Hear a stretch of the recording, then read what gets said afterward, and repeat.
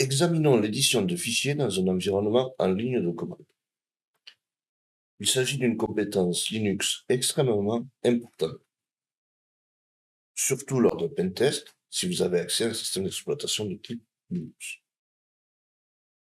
Bien qu'il existe des éditeurs de texte tels que Gedit ou Leafpad, qui peuvent être plus attrayants visuellement en raison de leur interface graphique, nous nous concentrerons sur les éditeurs de terminal en mode texte, qui mettent l'accent à la fois sur la vitesse et la polyvalence. Chacun semble avoir sa préférence en matière d'éditeur de texte, mais nous couvrirons l'utilisation de base de deux options les plus utilisées, Nano et Vim.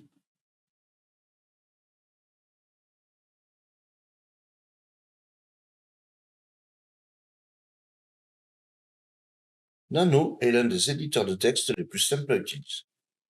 Pour ouvrir un fichier et commencer à le modifier, il suffit de lancer Nano en passant un nom de fichier comme argument.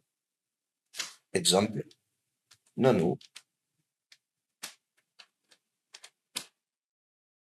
lorem.txt. Lorem.txt est un fichier que j'ai téléchargé contenant du texte lorem. J'ouvre. Une fois le fichier ouvert, nous pouvons immédiatement commencer à apporter des modifications. Le menu de commande est quant à lui situé en bas de l'écran. Le petit chapeau fait référence à la commande CTRL. Par exemple, si je fais CTRL-G, j'ai l'aide.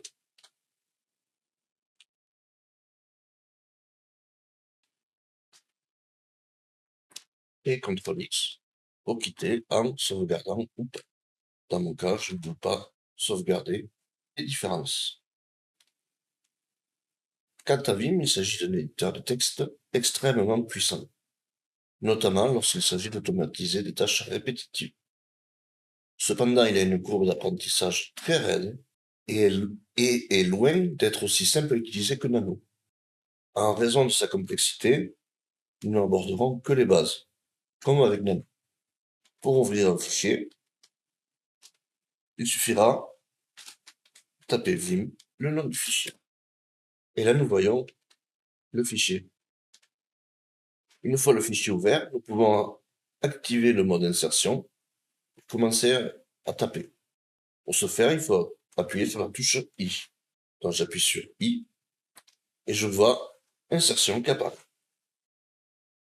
Pour désactiver le mode insertion texte et revenir au mode commande, il suffit d'appuyer sur la touche échappe. Le mode insertion permet de rajouter du texte et de modifier celui-ci. En mode commande, on peut utiliser DD pour supprimer une ligne ou YY pour copier la ligne. Pour coller le contenu du presse-papier, il suffit d'appuyer sur P.